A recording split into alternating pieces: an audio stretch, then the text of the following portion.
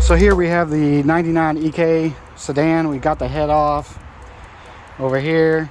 Like I said before, I believe that the first number 1 piston is bad. So check this out.